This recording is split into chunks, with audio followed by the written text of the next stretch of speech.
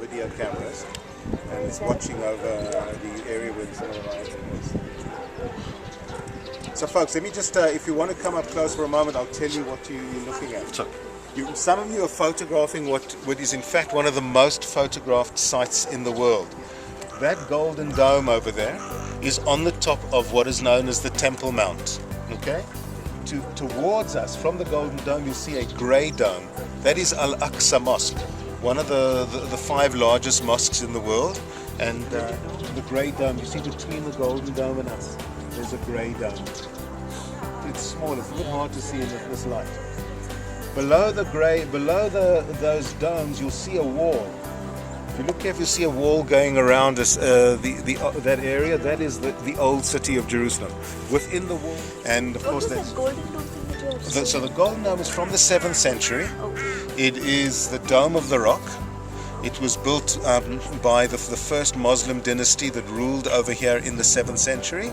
After Muhammad's death, basically Islam starts spreading incredibly quickly, and by the late 7th century, you already have a Muslim kingdom that rules over here. They build that actual Dome of the Rock. According to our tradition, it is generally accepted that the binding of Isaac by Abraham, right, that story we've mentioned a couple of times, happens exactly at that spot.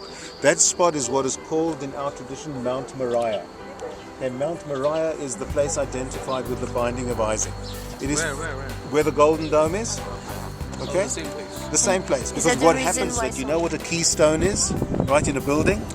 In an arch. If you take out the middle stone, the whole arch collapses. It's called the keystone. There's some people who say, in a particular type of mystical argument, that is also the keystone of the world.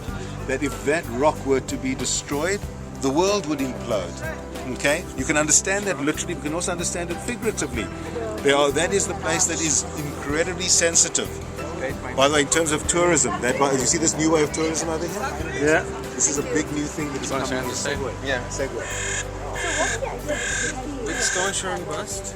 See, there's the one stone there. When you see even little boys, Jewish boys who have that little thing on their head, just the center of their head. So the idea of having your head covered is you showing all the time that you are aware that where you see the old city today, it's just below. If you stay with me for a moment, there is you see the green verge over there? Yes. To the right? Yes. If you come towards me, there's a green verge on the left. There is a road that goes up towards the wall. Yes. That narrow area, it's like a tongue. That tongue of land that sticks out below the walls, between those two, was once on a high area. It had 2 steep sides, and therefore that is the original city of King David. Why do you think that in this whole area, that is where the original city was formed? No idea. What is the crucial thing in a region like this to decide? 67. This is no man's land. This over here is Arab. That over there is Arab. This over here is Israel. There's Jordan and Israel until 1967. The distances over here are absolutely tiny. And to understand what this conflict is about, without understanding how tiny this place is, you can't understand it at all. When people say, and I'm not saying that we shouldn't, but when people say, why don't you just give the Palestinians back their land, they're actually saying that we can't be here. We can't stand over here. The bus couldn't turn at the traffic lights because we'd be in another country. We couldn't go to the old city of Jerusalem. We'd be in another country. This over here would all be in another country. So you have to think in terms of India and the size. You know, what does it mean when you have just a couple of miles? You can get from the center of your capital, the center of Jerusalem, to the edge of where Jordan was, what is today the West Bank, in 5 minutes, maybe 7 minutes. Now, when you talk about sustainability of a country, and once again, I'm not saying that we shouldn't do that, but I'm saying we have to ask that question. We have to be aware. When you're involved in discussions about Israel and Palestine, you know, in India, you have to be saying to the people you're involved in conversation with, you might say, I believe in a Palestinian state, which is a reasonable thing to say. But you have to also say, however, I do understand the anxiety of the Israelis. Because if if the border of Pakistan was 5 minutes away from the center of Delhi, Amritsar and Lahore. how would that feel? And that's one of the questions. And it's Amritsar and Lahore are Yeah. far off by this time. So once again, and I'm not saying that there shouldn't be a Palestinian state, don't get me wrong, but I'm saying Not so close. understand the anxiety. No, I'm not saying, because there's no choice but for it to be close. Yeah. But you must understand the anxiety. You must understand what actually goes into it. And I think that in some way that's the modern piece that is laid on. Now, once again, in terms of our ongoing story about the hotels that we're not staying in, the famous King David Hotel. You see that long building over there with the green windows? If you have guests that you want going to National, we're staying in the West Bank. We go again? No. Your feet are in the West Bank at this moment. So You'll where see. is the West Bank there? So the West Bank actually goes in this direction. The West Bank, you need to know, is the East Bank of the Jordan River. Sorry, is the West Bank of the Jordan River, but it's in east side of the Jerusalem. eastern side of Israel, but it's the West Bank of the Jordan River. What leadership is supposed to do is also create jobs. There has to be actually there can't be a single issue leadership.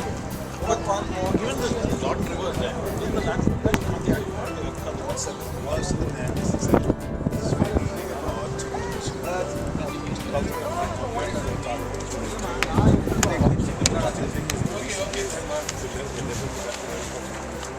yes, guys.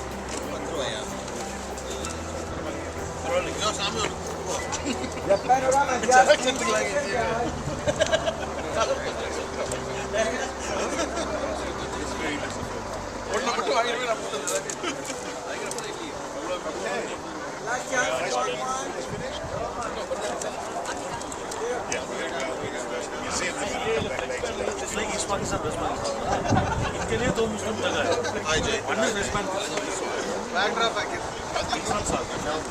So in this dense urban area, you do find walls like that, which are clearly not very pleasant to the eye and not very comfortable to see. It's a difficult question, difficult reality. This over here, by the way, is also the place where Palestinians who have permits to come across. The control of this border post is under the control of the Israeli military.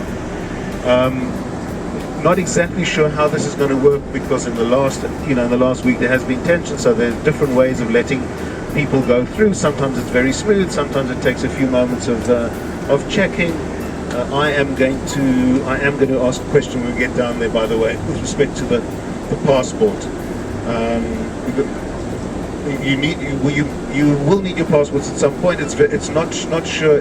Depends every time exactly what's going on, when you'll need it. We have one person without a passport. I'm actually going to ask before we go in what the chances are of you not being allowed back in.